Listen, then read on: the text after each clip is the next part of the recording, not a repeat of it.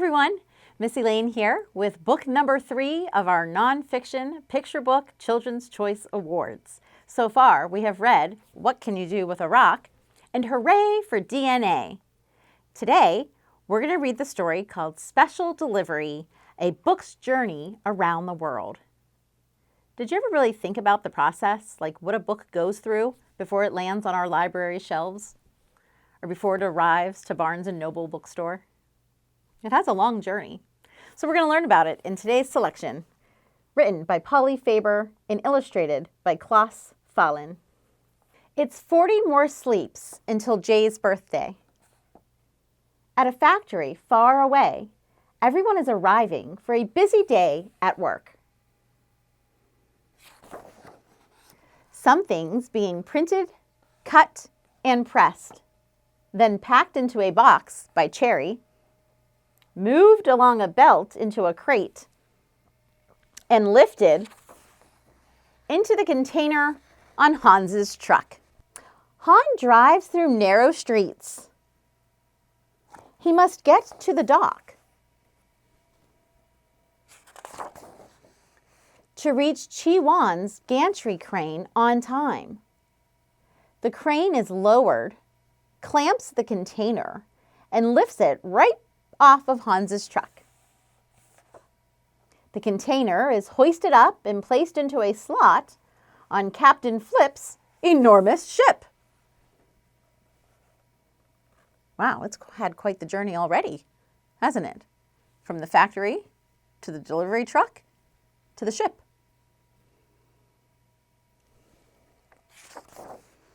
The ship carries 5,000 containers, all the same shape and size, but with different things inside.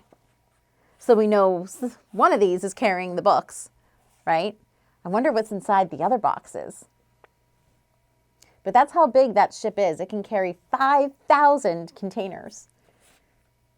The crew straps and bolts them into place. Then Doug's tugboat guides Captain Flip out of the port to the open sea.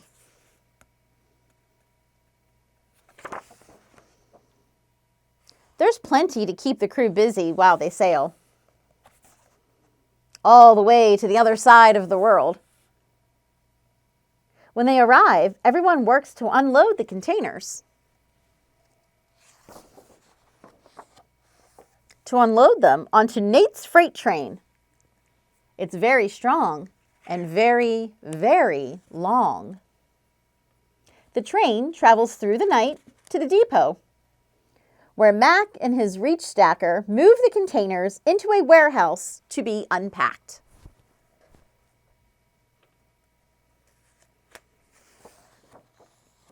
Hannah scans everything to see where it goes next.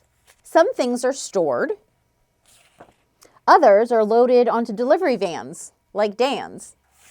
Dan drives over some hills to a town, where he delivers one box around the back of Pip's bookshop. So finally, I think we've reached the final destination, right? From the factory to the delivery truck, to the ship, to the train. Am I missing anything? And then to the bookshop. Pip places it in the window on display. It's spotted by someone cycling by, who stops inside to chat with Pip and pay. Later, she takes her purchase to the post office.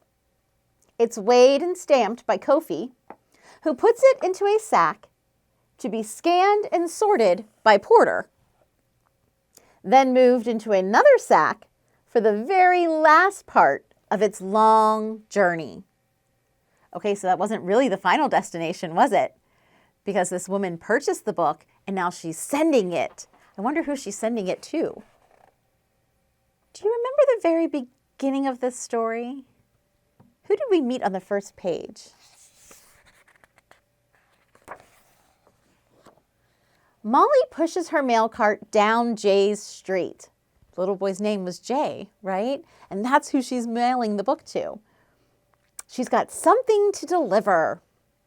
Something cherry-packed and Han drove, Chi-Wan lifted, and Flip sailed, Nate pulled, and Mac moved, Hannah scanned, and Dan drove, Pip sold, Kofi stamped, and Porter sorted.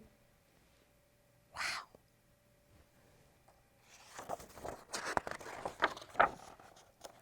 The special delivery is here at last. A present Jay's grandmother chose especially for him. And he loves it.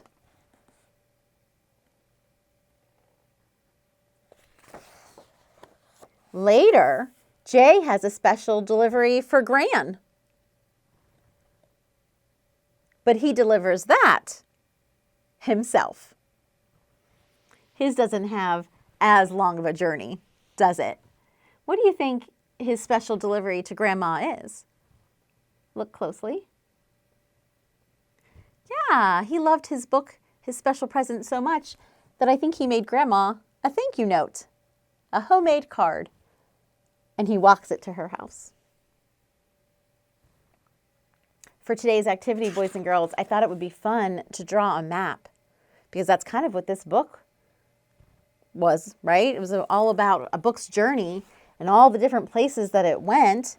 And so it was kind of in a map format. And so I want you to think if you've seen a map of things, right? Certainly you've seen a map of the world or of the United States, but maps can be smaller too. I have a map here that just shows a local neighborhood. It's a community map. And some of the landmarks that I put on my map are the library, of course, a school like yours. Most neighborhoods have banks, maybe a museum, store like a grocery store. So that's my map example. But you can make a map of anything you'd like. Maybe it's a map of your backyard.